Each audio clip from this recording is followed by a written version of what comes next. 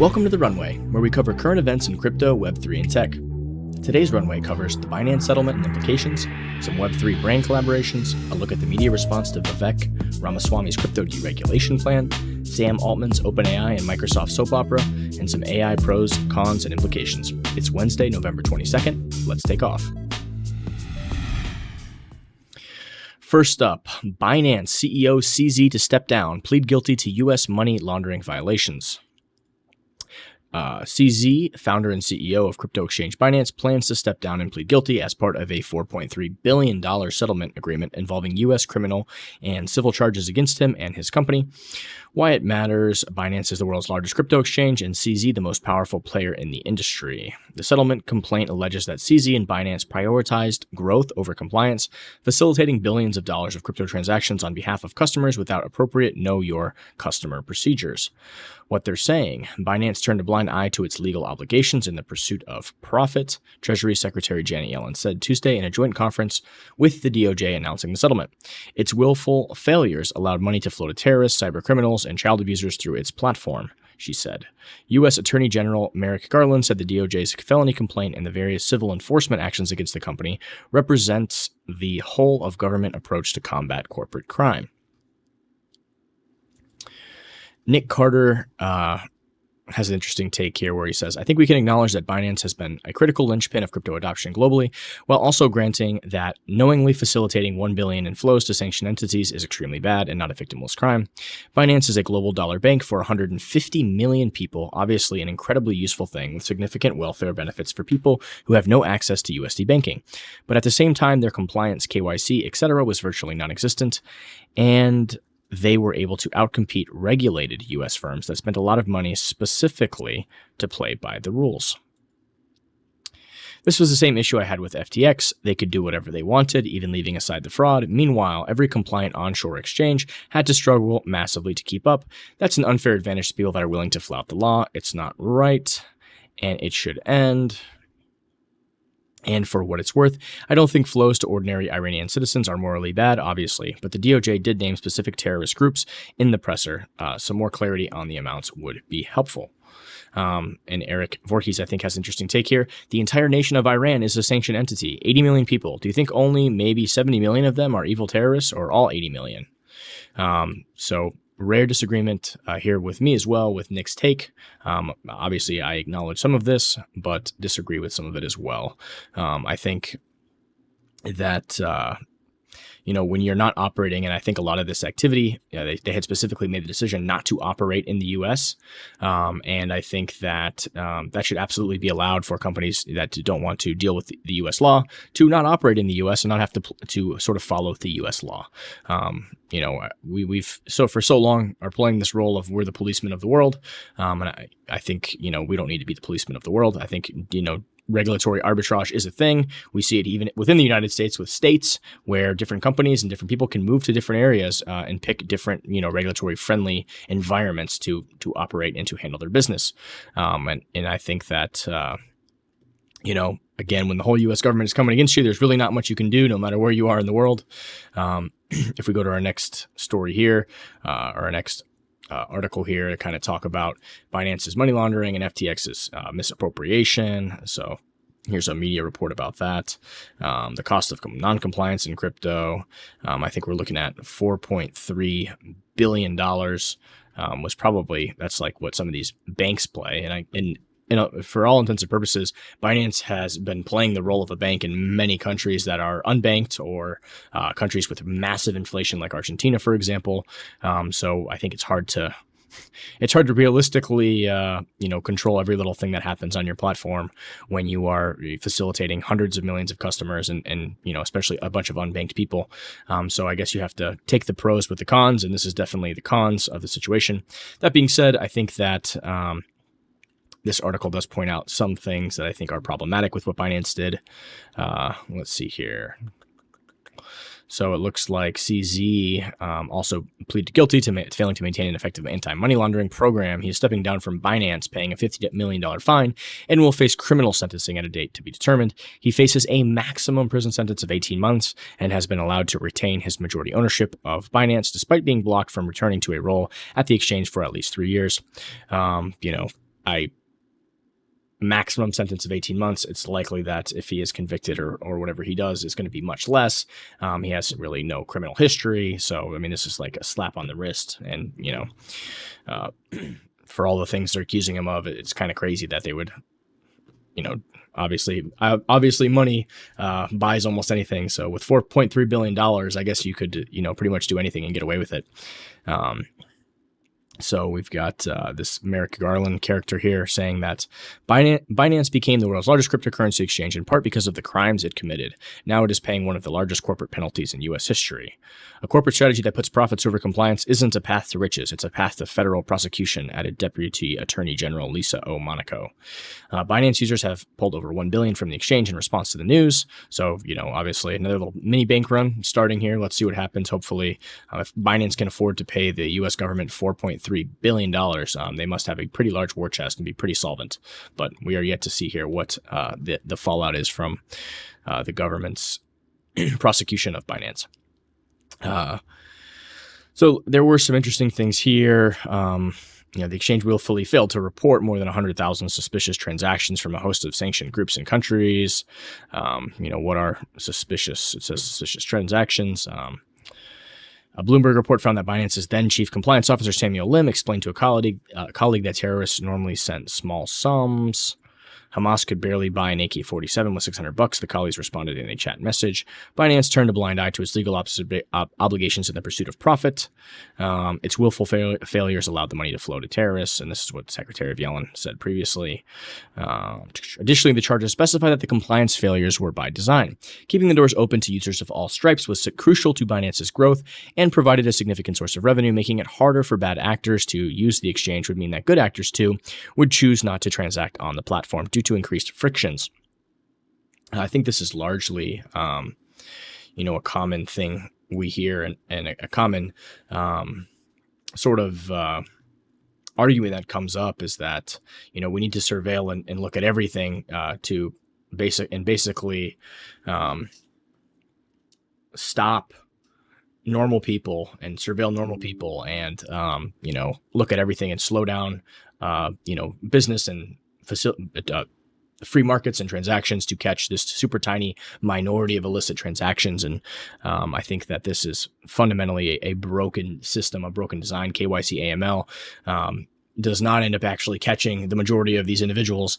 It catches maybe 1% of all of the criminal activity anyway, and it basically causes a massive burden on the average user, the average person, the unbanked person, and it disproportionately affects poorer and unbanked people. And I think that, for a company to choose to avoid the U.S. and not have to comply with that, I think is a reasonable thing if, they're in jurisdictions that don't require that, and that facilitate business more easily and accept the risks of course, nobody wants to see bad activity. Nobody wants to see any of these bad things from happening. But, a lot of these activities are facilitated. The majority of this activity of terrorist financing of, child crime, of drug deals, of all these terrible things are facilitated through the banking system already as it stands. And it's, even with all the KYC AML in place, this overburden actually probably has a larger negative effect on society than what it actually achieves. The actual justifications for KYC AML and this giant surveillance unconstitutional regime that currently exists, from the Bank Secrecy Act to sort of all of these unconstitutional reporting requirements that haven't fully been challenged, and I feel like they should be challenged, really create almost this system that basically shuts tons of people out, creates an insane burden for people to be a part of it, and that's why over half the planet currently is unbanked, or live under authoritarian repressive regimes, right, where Bitcoin and crypto really gives those people access. So finally here, let's take a look at this little article I saw, this little Twitter post from Bankless, Secretary Yellen's message, threat to the crypto industry. Some interesting takes. Thanks for the opaque rules. It's like watching my grandparents talk about mobile phones. A lot of funny comments on this video. Thanks, but can anyone tell us what the rules are? Because no one can seem to find them. Funny. So here is CZ's post. I'm going to read it real quick just to get some closure here. Today, I stepped down as CEO of Binance. Admittedly, it was not easy to let go emotionally, but I know it is the right thing to do. I made mistakes and I must take responsibility. This is best for our community, for Binance, and for myself. Binance is no longer a baby. It is time for me to let it walk and run. I know Binance will continue to grow and excel with the deep bench it has. I'm pleased to announce that Richard Teng, our new former global head of regional markets, has been named the new CEO of Binance today. Richard is a highly qualified leader, and with over 3 decades of financial services and regulatory experience, he will navigate the company through its next period of growth. He will ensure Binance delivers on our next phase of security, transparency, compliance, and growth. Prior to joining Binance, Richard was CEO of the Financial Services Regulatory Authority at Abu Dhabi Global Market, Chief Regulatory Officer of the Singapore Exchange, and Director of Corporate Finance in the Monetary Authority of Singapore. With Richard and the entire team, I'm confident that the best days for Binance and the crypto industry lay ahead. As a shareholder and former CEO with historical knowledge of our company, I will remain available to the team to consult as needed, consistent with the framework set out in our U.S. agency resolutions. What's next for me? I will take a break first. I have not had a single day off, phone off, break for the last 6.5 years. After that, my current thinking is I will probably do some passive investing, being a minority token shareholder in startups in areas of blockchain, Web3, DeFi, AI, and biotech. I'm happy that I will finally have more time to spend looking at DeFi. I can't see myself being a CEO driving a startup again. I am content being a one-shot lucky entrepreneur. Should there be listeners, I may be open to being a coach, mentor to a small number of upcoming entrepreneurs privately. If for nothing else, I can at least tell them what not to do. On that note, I am proud to point out that in our resolutions with the U.S. agencies, they do not allege that Binance misappropriated any user funds and do not allege that Binance engaged in any market manipulation. Funds are SAFU. With that, I look forward to seeing the new leadership take the reins. Please join me in congratulating Richard on his well-deserved promotion. Onwards, CZ. A lot of people here giving him, saying he's done a great job, enjoy your time off, etc., etc. Thank you for everything. So a lot of positive sort of feedback here from people in the industry. Obviously, CZ had been posting for a while. The number 4, and it seems like this had been in the works for months now, I guess, that the U.S. government wanted $4 billion. Quite the extortion.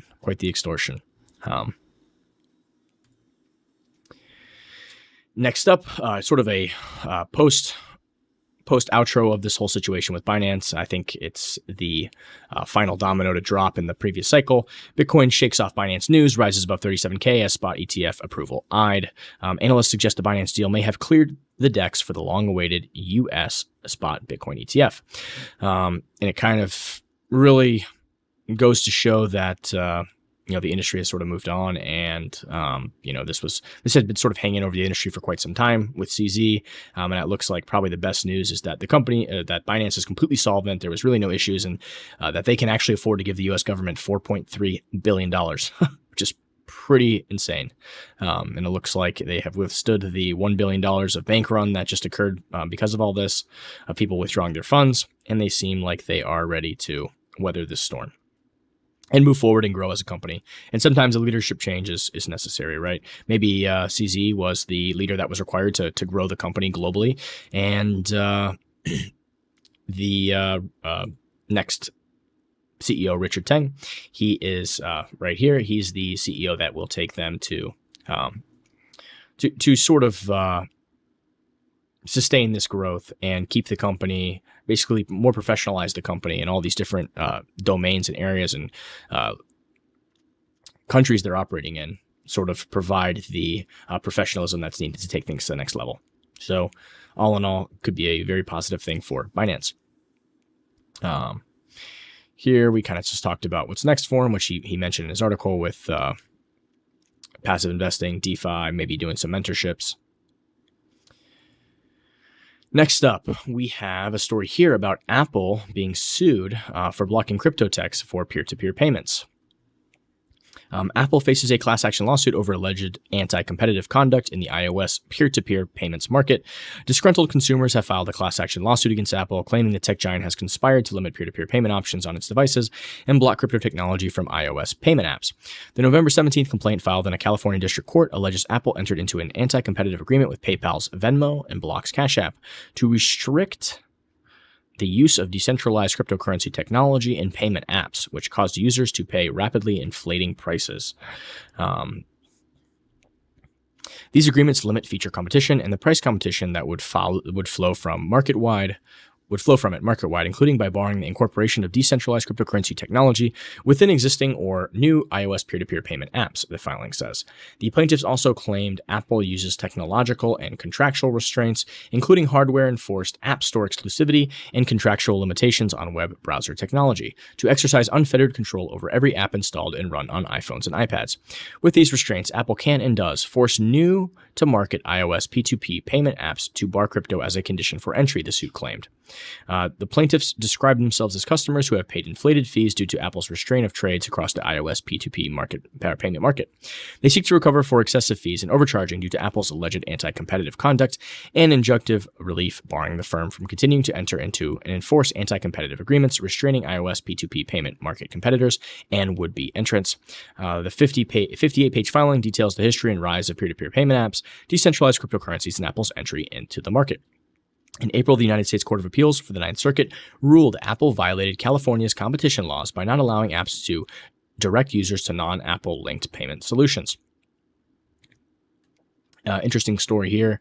There's a lot of crony capitalism that occurs with these huge, massive tech companies where they sort of lobby for all these protections to sort of create this crony capitalism where they get essentially they sort of lobby, and then they really write all the laws that sort of protect them. So we'll see what happens with this. Obviously, definitely some monopolistic and abusive behavior occurring here. Let's see how it shakes out. I'm going to follow this, and I'm curious to see more.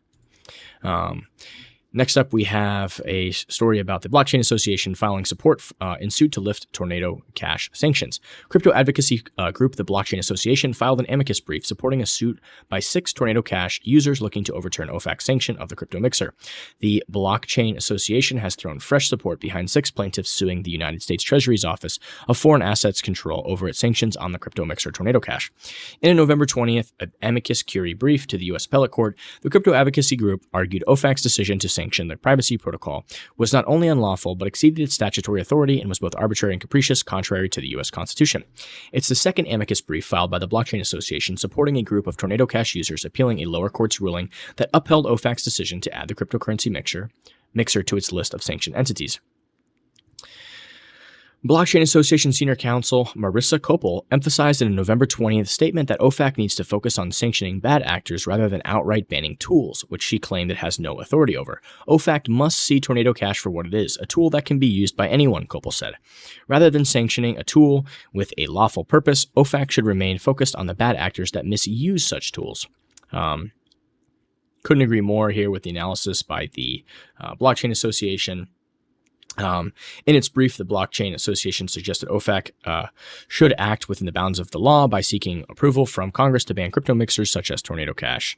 The proper remedy is to seek legislation from Congress that would provide supplemental authority in the uniquely decentralized digital asset context, not to improperly stretch its existing authorities. The Blockchain Association has long held that Tornado Cash has no owner or operator and can function automatically without human intervention or assistance. So the whole concept and idea of mixing crypto, when you go to a bank and when you go to a store and you buy something and you swipe your card, that individual teller, the bank teller, they don't get to see your bank account and all of your history of all your transactions, right? So by using tools like this, people don't show their entire financial history to everybody. So I think that obviously, like any tool, like any tool that can be used, whether it be a car or a gun or anything, it can be used by bad people, of course. But we don't just ban those tools just because somebody could drive a car into a crowd or somebody could shoot a gun and do something illegal. There are many tools, a fork even. Somebody could stab somebody in the eye with a fork. We don't ban forks, right? So I think people have rights, and sort of privacy is absolutely and should be a right. People have a right to privacy of their financial transactions, and as they should. Sort of laws like the unconstitutional laws, even like the Bank Secrecy Act, have essentially, violated the Constitution and almost turned these banking institutions into essentially police enforcers, basically law enforcement, which is sort of insane, treating everybody like a criminal. Is just really antithetical to everything that America was founded on, and to our Constitution and Bill of Rights and everything this country was meant to stand up to.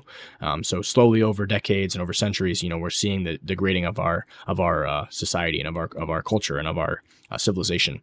It's just disgusting to see. And this is just a further, sort of encroachment of people's private liberties,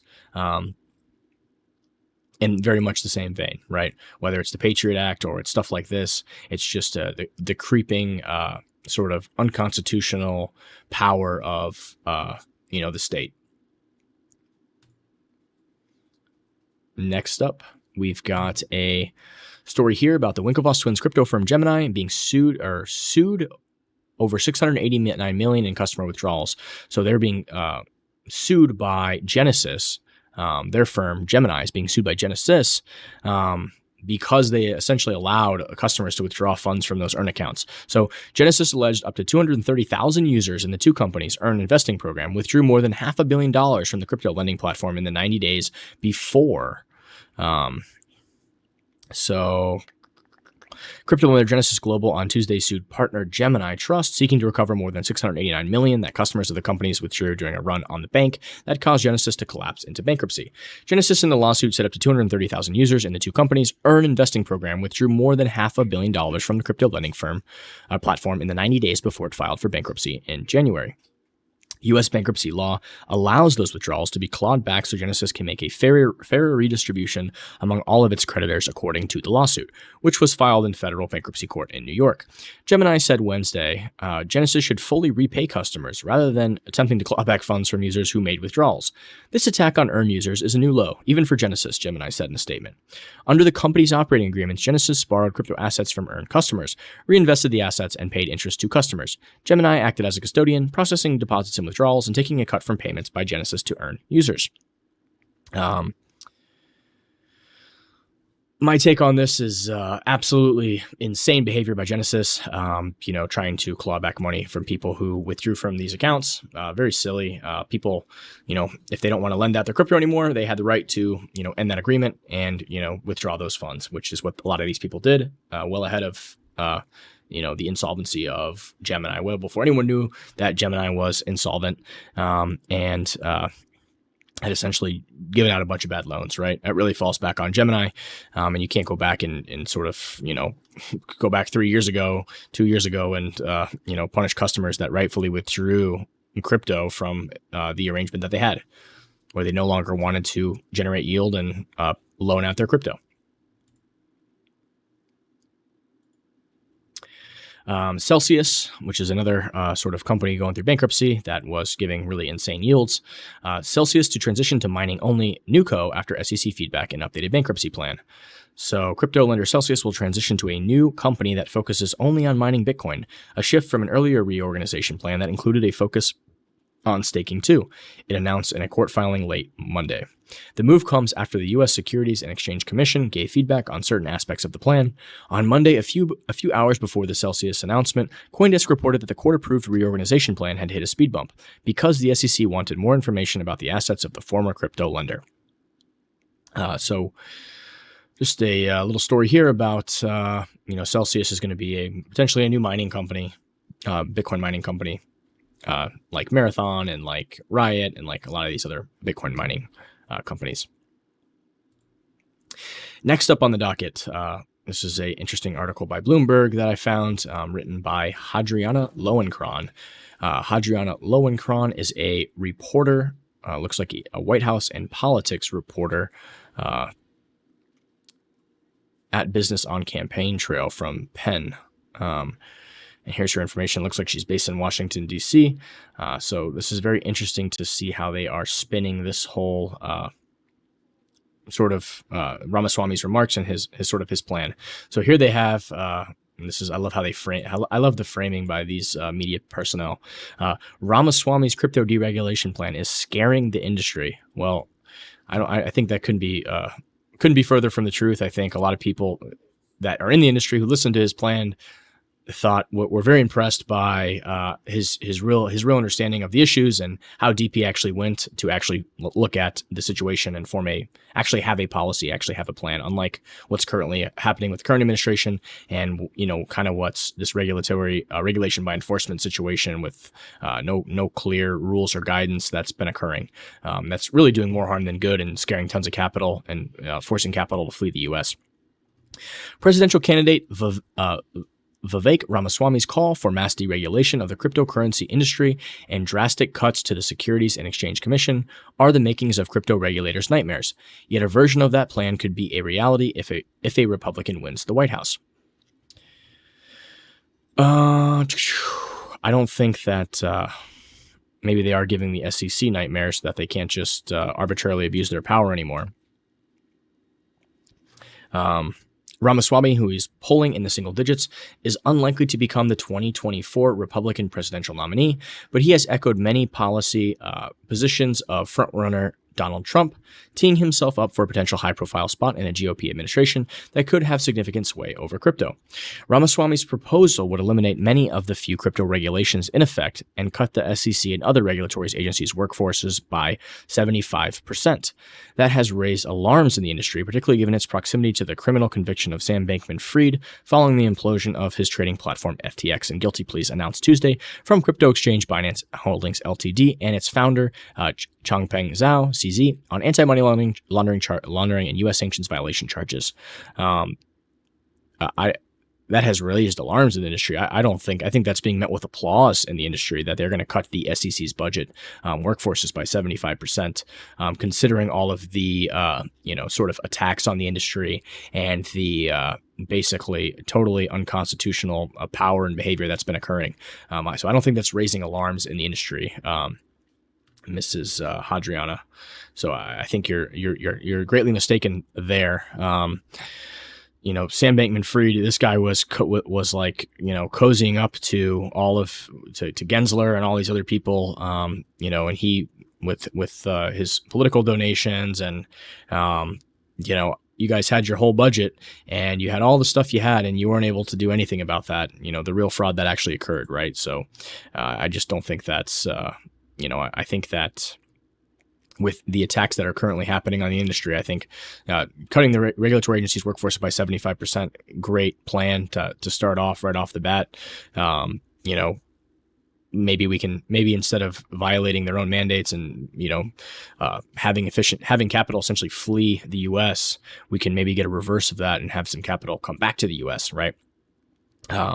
For basically fleeing all these entities offshore because it's impossible to operate here. Obviously, with what you're doing, suing Kraken, going after Coinbase, going after all of the good operators, it's just it's indiscriminate, right? I mean, you guys have essentially, the SEC has essentially gone out after every single U.S. company, every single exchange. The hostility is unimaginable, and it's just really disgusting. Imagine if we had done this in the early in the early internet when all this technology and stuff was being formed.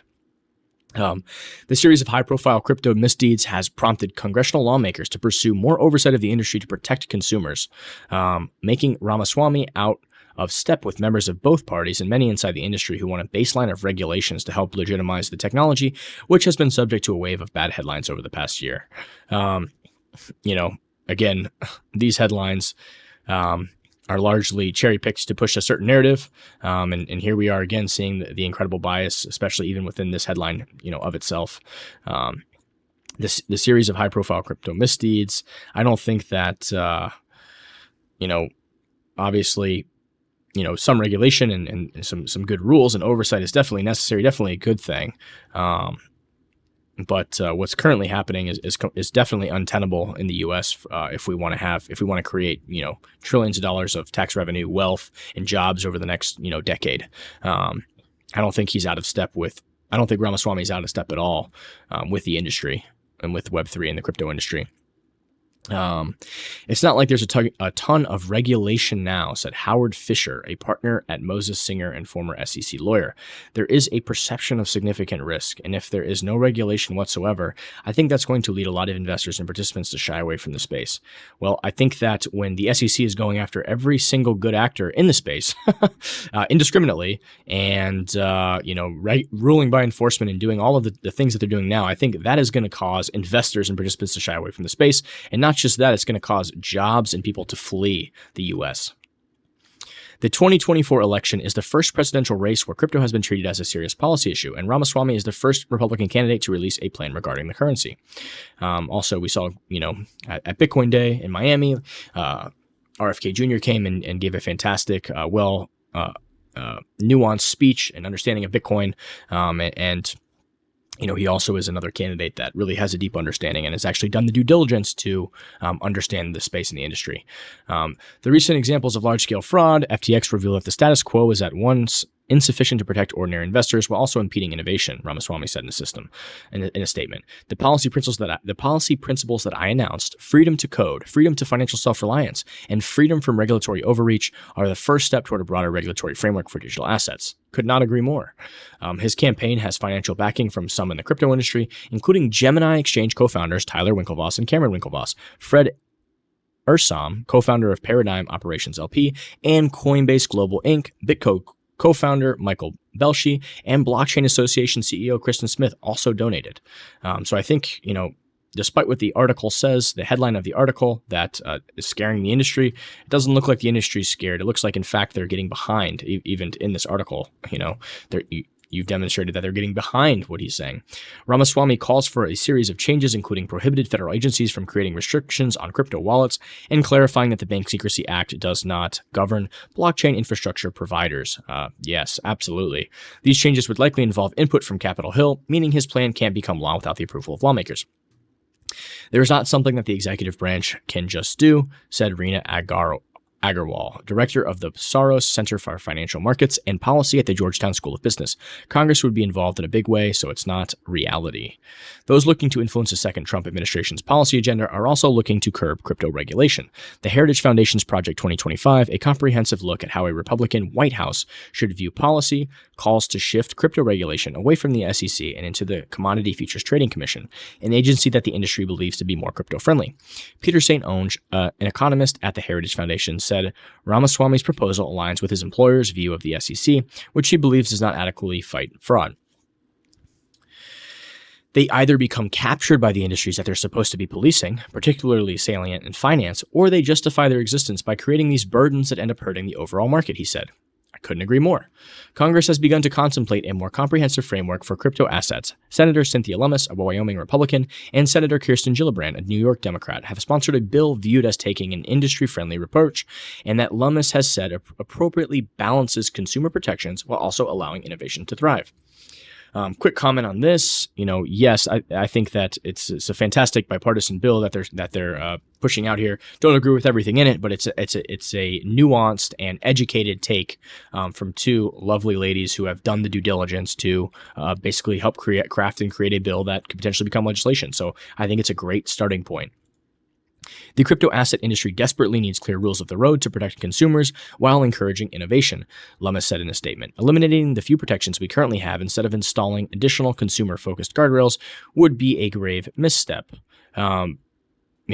Yes, Ms. Lummis, I sort of agree with you here, but we also need clear regulation and not being in a situation where we have extremely antagonistic behavior from sort of behind the scenes swamp creatures that are not elected and that are in these agencies sort of pushing and abusing their power and stepping outside their mandate.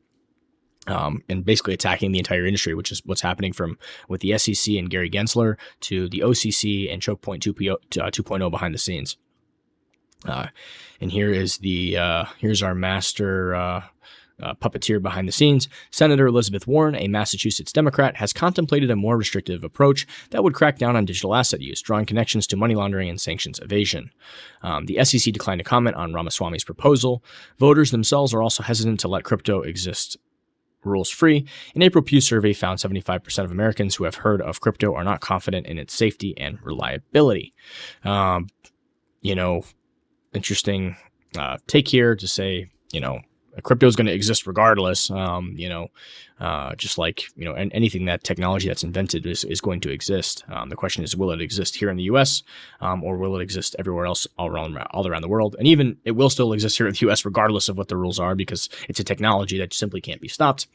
But yes, I think, having certain rules, regulations, and things in place to protect consumers and do some of this stuff obviously is something that the majority of people probably want. And obviously it's a nascent new technology. I'm sure if you said the same thing, you looked at the same thing about the internet when it was first coming out, you'd have a similar poll result. So you find a majority of Americans who are not the early adopters, might not be confident and sort of feel that the internet is safe. I remember growing up and, even my own parents were like, "Hey, don't ever put a credit card on the internet. It's not safe. Don't do this, don't do that. Don't go to these websites. Don't, you have to do this." I mean, so, that is going to be, that barrier is going to be there with that, and that sort of, an initial consensus is always going to be there. People are always going to fear change and be worried about change. So nothing really new there. If you look at even famous, very popular economists, a lot of people like Mr. Paul Krugman, who said that, the internet will be no more transformative or something than the fax machine, right? So, there's a lot of opinions, and, there's also a lot of bad opinions out there. With the American people, crypto is toxic, said Dennis Kelleher, CEO of nonprofit Better Markets, who previously served on President Joe Biden's transition team working with financial regulation.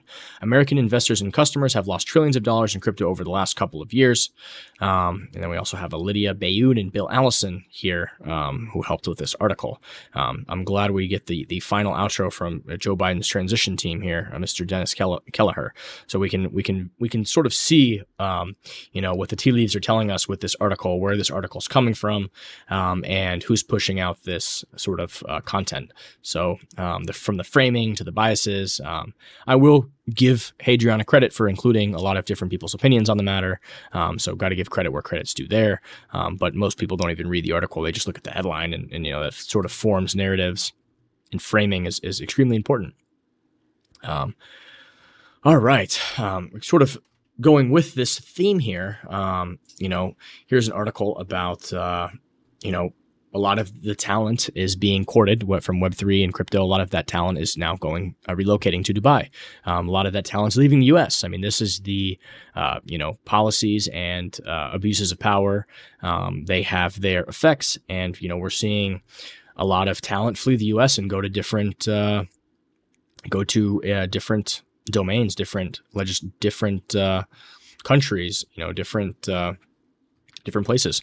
So it's a very sad thing for the industry, because all these jobs, all this talent could be created and stay here in the U.S., which has historically been the place for tech and for freedom and for liberty and for creating fast-paced growth and jobs. And now that talent is fleeing and leaving and relocating to other places like Dubai, who are rolling out the red carpet for this technology. Imagine if the U.S. had done this during the the .com cycle, and with all of the new internet and startups and tech companies. Imagine if they had kicked all of that out. They'd be similar to in a position like Europe is in now, where all the big tech companies are, from Google to Facebook to Amazon, are all basically in the U.S. And sort of countries that did what the U.S. is doing now, they didn't have any of those Googles, they didn't have any of those Amazons, they didn't have those huge, massive companies that create tons of jobs and generate tons of revenue for the U.S. So this is sort of what's happening here and what's happening now. So this article just kind of touches on that. Another article here: Argentina could supercharge Bitcoin sooner than you think. President Javier Milei's victory sparks wild crypto price speculation. The victory of outspoken libertarian Javier Milei in Argentina's presidential election has sparked wild speculation the country could follow in El Salvador's footsteps, supercharging Bitcoin. Very interesting article. Milei could pave the way for greater acceptance and integration of cryptocurrencies in Argentina's economy, offering a potential solution to the long-standing issues of inflation and financial instability. Researchers with Bitcoin and crypto asset manager Grayscale wrote in a note, adding, he sees Bitcoin as a crucial tool in countering the inefficiencies and corruptions of centralized financial systems and a viable alternative to traditional economic structures. Other Bitcoin and crypto watchers predicted Milei's election will be positive for the Bitcoin price and could supercharge adoption. Bitcoin and crypto were already solving a problem for Argentinians, but Milei's presidency could supercharge their usage and relevance for Argentina. Milei's plans, let me just pull this up a little bit so we can see. Milei's plans to dollarize the Argentine economy by killing the peso and shutting down the Argentine central bank. He also plans to get rid of legal tender laws, meaning that Argentinians will be able to freely pick whichever currency or digital asset they want to deal in for their everyday use. Milei's win is a positive factor for the Bitcoin price in the long run. Ruslan Lienka, chief of markets at uHodler, told The Block. So I think this idea of getting rid of legal tender laws and letting the free market decide, letting people decide how they want to transact and with what currencies they want to transact with is a brilliant idea. So I think that this is great. Great to see. Great for Argentina. Huge win here. Obviously what they've been doing is definitely not working, and we're going to see a different plan come into effect, and there might be some short-term pain, but I think over the long haul, much like when you're in a drug addiction and you have to go through that withdrawal, I think we may see a withdrawal here, but I think long-term we are going to see, Argentina really do well, but time will tell. Next up, HP's stock falls despite solid results, vow to ship AI PCs in second half of 2024. So it looks like HP, there's a lot of companies are sort of getting into the AI game and sort of trying to provide HPC and high performance compute. HPC is one of them. I thought this was a really interesting sort of article here. A prankster used AI to improve Edward Hopper's classic Nighthawks. An ex-user claims to have improved Edward Hopper's Nighthawks, a study of urban life using artificial intelligence. Really funny tweet. So this was the initial piece of artwork by Edward Nighthawk. And the guy basically, we ran it through Stable Diffusion or an AI parser.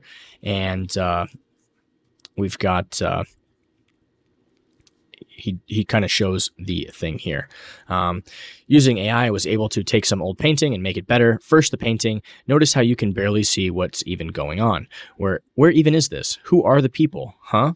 You're too far away to really see the setup. Whole left side blank, nothing here to grab onto. And then here's sort of the AI generated the AI generated image of that famous painting. It's sort of just you can see a little bit more in the generation. I had the AI parse the image and create a full description of it. Using that description, I had it regenerate an image, and it was just way better. Instead of night, it's a gorgeous sunny day. It went ahead and moved the people outside. Everyone's smiling. This is a welcoming place. Thought that was kind of cool. Moving along here to some Web3. We have a interesting collaboration here. Puma's Web3 efforts are paying off and driving consumer engagement. The apparel giant partnered with Rock Nation and Legitimate to connect physical and digital worlds. With artificial intelligence making swift advancements every day, the metaverse, recently presumed dead in the industry, is silently enabling brands to bridge physical products with digital experiences, reaching new audiences and ultimately driving revenue. During Adweek's Next Tech event on November 15th, Puma shared how its bullish Web3 initiatives dispelled common crypto critiques. Thanks to its blockchain-driven campaign earlier this year with an entertainment agency Rock Nation and Fidigital products platform Legitimate, the apparel giant sold more than 16,000 pairs of shoes online and in stores. In celebration of its 50th anniversary, Puma paid tribute to hip-hop by joining forces with Rock Nation, founded by rapper Jay-Z and designer Alexander John. As a result, the brand launched a sneaker collection tied to blockchain technology and dedicated to the evolution of mixtapes. So here with Puma and also with Nike and their purchase of Artifact. Nike and Artifact NFT-infused sneakers available to all, following an ongoing alliance with next-gen fashion brand Artifact, the sportswear titan Nike just unveiled its latest offering. Artifact's Dunk Genesis sneakers, now available to pre-order at shop.artifact.com. Unlike Artifact and Nike's co-created past versions, anyone can own these footwear items without owning an expensive NFT. Priced at $222 a pair, the Void Edition shoes will become available to the public on July 31st, 2024, months before the Ghost Edition rolls out on August 31, 2024. Breaking new ground in innovation yet again, each pair boasts distinctive design elements, including a detachable modular heel shield and vial clip tongue for a bespoke style. On top of that, the trainers, each company an NFC chip called Artifact World Merging, enabling owners the opportunity to own a digital counterpart. A more budget-friendly option of attire, stylish black and white t-shirts adorning the quote, "Oops, you stepped into the future," will also be available to purchase on May 31st, 2024 for just $40 a piece. So we get a cool little Artifact Nike video here. Kind of get an idea of what they're doing.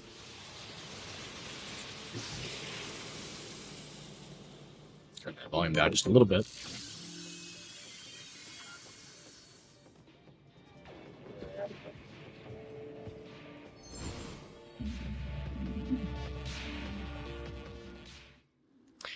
Full disclosure, I've purchased a lot of these shoes, and I am an NFT holder of Artifacts, and I think that they are doing a really interesting job and a good job at sort of bridging the gap between the digital and the physical, and the idea of being able to have a shoe with like this NFC chip sort of in it, and sort of be able to prove the provenance of who owned that shoe, when it was sold, what price it was sold as, sold for.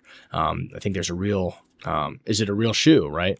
All that data will be attached to the blockchain, and all of that data will be sort of recorded on chain, which I think is fascinating and solves a lot of interesting problems.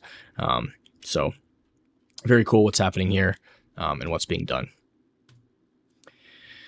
Next up, we step into the saga of Sam Altman with OpenAI and with Microsoft. It looks like as of yesterday, Sam had joined Microsoft. So as we understand it, Sadia pitched to Sam and Greg that it would be easier for them to just join Microsoft and use their resources to get started immediately rather than start a new company. Sam will poach the best talent from OpenAI to their special team, get started working on GPT-5 or whatever it is they wanted, have access to OpenAI's tech through Microsoft, and they now have the legal defense of Microsoft behind them if OpenAI tries to litigate.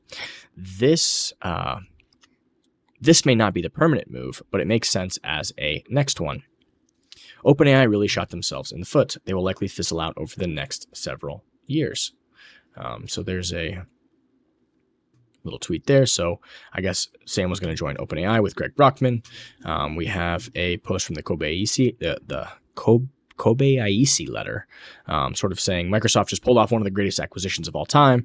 Prior to the firing of Sam Altman, OpenAI was worth around $90 billion. This weekend, Microsoft was able to hire Sam Altman and Greg Brockman after having no advance notice that they would be fired. Then, as Microsoft announced a new AI team led by Altman, 660 OpenAI employees said that they might follow. In other words, Microsoft just hired Sam Altman, Greg Brockman, and potentially 85% of OpenAI without spending a dollar yet, all leading to a $70 billion jump in Microsoft market value today. We are witnessing history. Here we've got Microsoft sort of offers to absorb any resigning OpenAI workers amid AI talent shortage. So it looks like Microsoft had offered to hire and match compensation for any OpenAI workers who resigned after former OpenAI CEO Sam Altman was fired from the startup and hired by Microsoft. It said more than 500 OpenAI employees signed a letter saying that they would quit from OpenAI unless OpenAI's current board resigns and Altman is reinstated. Yikes. I think there's only like 700 employees in the company, so 500 of them were basically saying, hey, we're jumping ship here. Which ultimately resulted in Sam Altman. There's a lot of Sams out there. A lot of Sams are really in the news media these days. So if we look here, it looks like Sam Altman returns as of today to OpenAI as the CEO after days of infighting at the AI startup. The move should quell an all-out employee revolt the startup behind ChatGPT, Altman will report to a new board that includes former White House advisor Larry Summers. We have reached an agreement in principle for Sam Altman to return to OpenAI as CEO with a new initial board of Brett Taylor, Larry Summers, and Adam D'Angelo. We are collaborating to figure out the details. Thank you so much for your patience through this. Sam Altman is back as the chief executive of OpenAI. The hot tech startup behind ChatGPT said late Tuesday that Altman and the board of the nonprofit group that oversees the company came to an agreement in principle for Altman to return as CEO with a new board to replace the one that ousted him Friday. Altman's return should quell what was an all-out revolt by OpenAI employees against his removal and mark the beginning of the end of one of the most watched corporate sagas in tech history. The ordeal began. It kind of talks about what happened here. The company appointed 2 different interim CEOs. Altman appeared to have joined Microsoft, only for that announcement to be walked back. A lot of stuff happening here.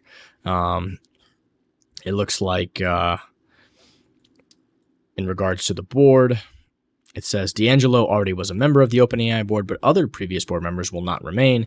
The outgoing members include tech entrepreneur Tasha McCauley, OpenAI chief scientist Ilya Sutskever, and Helen Toner, the director of strategy and foundational research grants at Georgetown University Center for Security and Emerging Technology.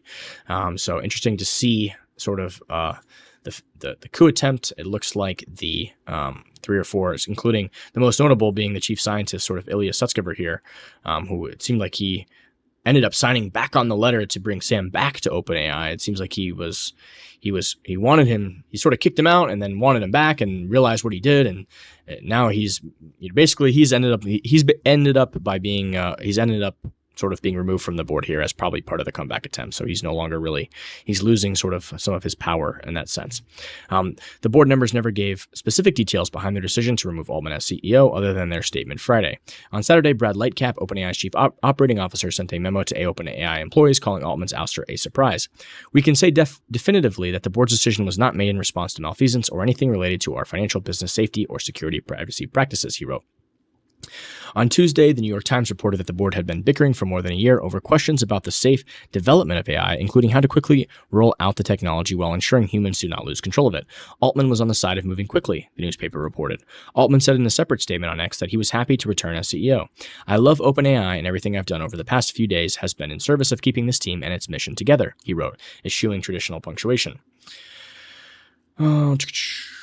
Altman added that with the new board in place, he was looking forward to returning and building on our strong partnership with Microsoft. OpenAI and Microsoft have a long-standing partnership, with Microsoft having invested in the startup and OpenAI using Microsoft's cloud computing services. Microsoft CEO Satya Nadella said on X that Microsoft is encouraged by the changes to the OpenAI board. We believe this is a first essential step on a path to more stable, well-informed, and effective governance.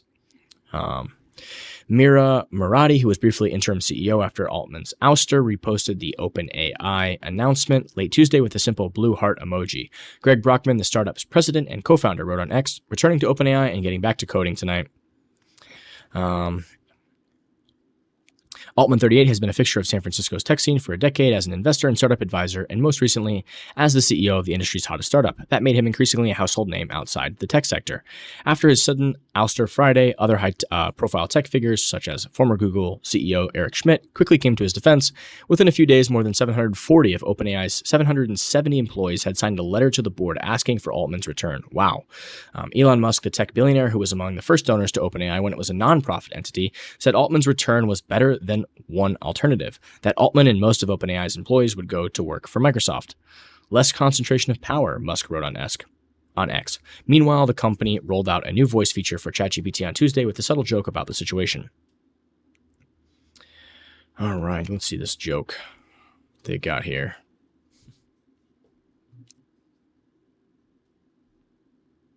"16-inch pizzas should I order? It's been a long night for the team and we're hungry. How many 16-inch pizzas should I order for 778 people?" For a large group of 778 people, assuming an average of 3 slices of pizza per person, and each 16-inch pizza provides around 12 slices, you'd need to order around 195 pizzas. This ensures everyone gets at least 3 slices. Would you like to know where to order from, or anything else about organizing food for a large group? So it looks like this is sort of almost like a Siri or an Alexa, but based off of ChatGPT, which should be much better than Siri and much better than Alexa. Very interesting. So what's my take on this whole scenario and this whole situation? I think it's not so black and white. There's a lot of gray here. And I think that OpenAI as a company, as a nonprofit, essentially, what it was initially set up to be, is something much different than what it's became. And I think that was reflected in the current board of governance that removed Sam Altman. It had sort of totally changed its mission, and it's no longer OpenAI. Like I've said repeatedly, it's closed AI, and it's no longer really a nonprofit. It's really a full speed ahead for profit, right? So I think that all came to a head, and of course, all of the employees are not happy about it, right? Their stock options and the value that the company was worth. I mean, they lose big when Sam Altman was removed, and when essentially the value of the company was sort of tanked, right? So did the board sort of act in the wrong way? Well, I'm not so sure that they did. If the intention was to be a nonprofit and to prioritize safety and all these things, and maybe they obviously removing someone like Sam, probably not the greatest idea, but maybe it is possible that there are two sides to every story, right? So if the main goal of OpenAI was to innovate and to do this very slowly and safely, then they were sort of following through on their mandate, and the board, may have made the correct decision there, right? But obviously, there was a lot of value destroyed in the process, right? So there's a lot of gray to the issue. Moving on to our next story here, is a lot of people want to move slow and sort of talk about safety and say, hey, let's let the government come in and regulate, and we got to take control of this thing. We got to make sure it's safe and all this, that, and the other. Well, don't deceive yourself that the government is going to come in and make sure that everything is safe and dandy. Here we have a story from Business Insider. The Pentagon is moving toward letting AI weapons autonomously decide to kill humans. So here we go. Let's step into an Orwellian sort of dystopian hellscape. The U.S. is among countries arguing against new laws to regulate AI-controlled killer drones. The U.S., China, and others are developing so-called killer robots. Critics are concerned about the development of machines that can decide to take human lives. The deployment of AI-controlled drones that can make autonomous decisions about whether to kill human targets is moving closer to reality, the New York Times reported. Lethal autonomous weapons that can select targets using AI are being developed by countries including the US, China, and Israel. The use of the so-called killer robots would mark a disturbing development, says critics. Handing life and death battlefield decisions to machines with no human input. Several governments are lobbying the UN for a binding resolution restricting the use of AI killer drones, but the US is among a group of nations, which also includes Russia, Australia, and Israel, who are resisting any such move, favoring a non-binding resolution instead, the Times reported. This is really one of the most significant inflection points for humanity, Alexander Kement, Austria's chief negotiator on the issue, told the Times. What's the role of human beings in the use of force? It's an absolutely fundamental security issue, a legal issue, and an ethical issue. The Pentagon is working towards deploying swarms of thousands of AI-enabled drones, according to a notice published earlier this year. In a speech in August, U.S. Deputy Secretary of Defense Kathleen Hicks said technology like AI-controlled drone swarms would enable the U.S. to offset China's People's Liberation Army's numerical advantage in weapons and people. We'll counter the PLA's mass with a mass of our own, but ours will be harder to plan for, harder to hit, harder to beat, she said. Frank Kendall, the Air Force Secretary, told the Times that AI drones will need to have the capability to make lethal decisions while under human supervision. Individual decisions versus not doing individual decisions is the difference between winning and losing, and you're not going to lose, he said. I don't think people we would be up against would do that, and it would give them a huge advantage if we put that limitation on ourselves.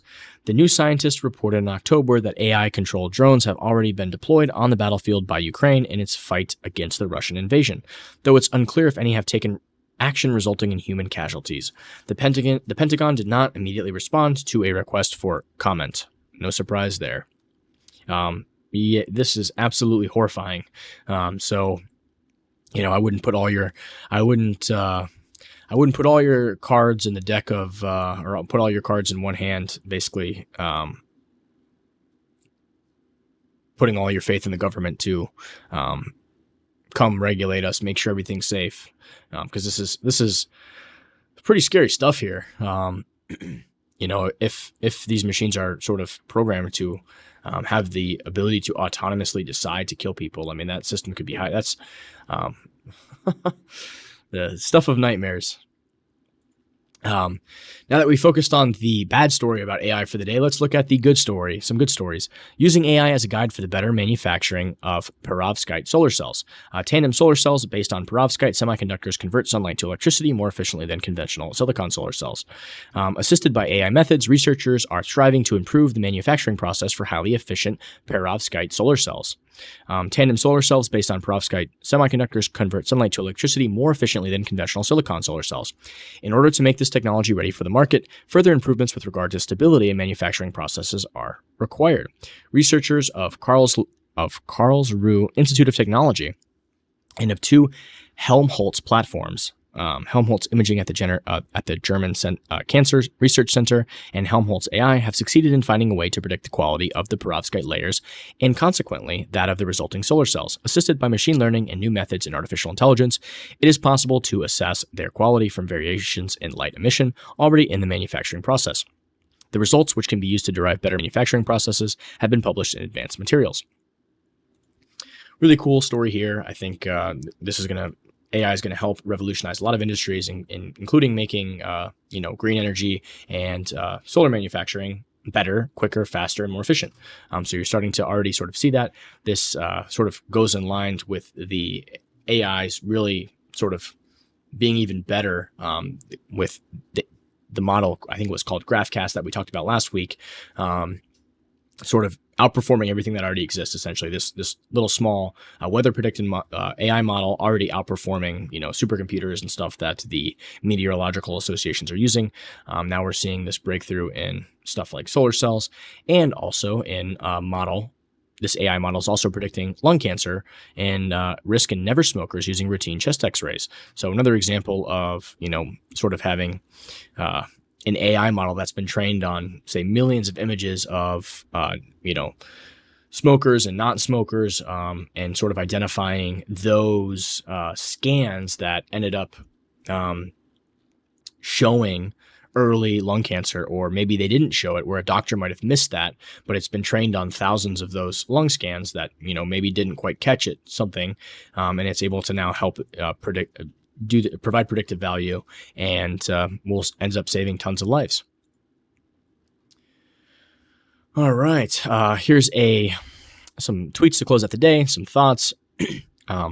One has to feel for the folks at Kraken. They chose to forego a battle with the SEC earlier this year and paid the $30 million fine. However, now they have to come up with more funds to fight a legal battle over the new charges. Either that or they settle, again, as the SEC wants. This post by Coin Bureau. Really disgusting to see what I know we've spoken at this at length today, what the SEC is doing, just sort of going after every single company that is trying to operate, ethically and morally, and, provide value, business jobs to people here in the U.S. and provide a service to the market. For example, Kraken has been operating for 10 years, providing a service for people, and the SEC has decided to essentially attack the industry and attack them. Ryan Selkis has another tweet here, which I found very enlightening. What the SEC is trying to do with the crypto enforcement actions against the likes of Kraken is demoralize an industry into leaving the country. Don't let them. Instead, end the careers of Sherrod Brown, Ron Tester, Bob Casey, the Dem senators that enable this corrupt SEC chair. Flipping the Senate to the GOP in 2024 is the only path to victory in the U.S. So, very interesting take here. Definitely agree with it. What's happening with Elizabeth Warren and the SEC? It's just it's a disgusting feeling to send tons of tax dollars to the U.S. government and then have them sort of attack your industry and do all this bullshit. It's very un-American and it's disgusting. Mr. Crypto, with CZ and Binance now removed out of the picture, the SEC can now greenlight the spot ETF, allowing BlackRock, Fidelity, Invesco, and the other major players to take over control. This is how the game is played. I saw this was post from yesterday, and today, sure enough, Bitcoin Magazine had this post, which is New, BlackRock met with the SEC and revealed more details about its spot Bitcoin ETF in-kind redemption model. So here's their the little chart that they have here. And I thought Manny the Manny had a funny take here. I saw so funny to see the legacy system and old guard put middlemen and charging stations in a process model that works on a ledger and currency designed to make the legacy system and old guard obsolete. Kind of a funny little take there. And finally, happy Thanksgiving, guys. And we'll go out on this tweet from Luke Broyles. Countless Thanksgivings in 2023. Haha, how is your Bitcoin doing? Well, it's up 138% against USD since last Thanksgiving when you brought it up. Yeah, but it's still down. The dollar has fallen 58% against Bitcoin since last Thanksgiving, and you're the one making fun of me. Thanks, guys. Appreciate you all. Stay safe, stay blessed, never stop learning, and keep an open mind. Happy Thanksgiving. Have a good one.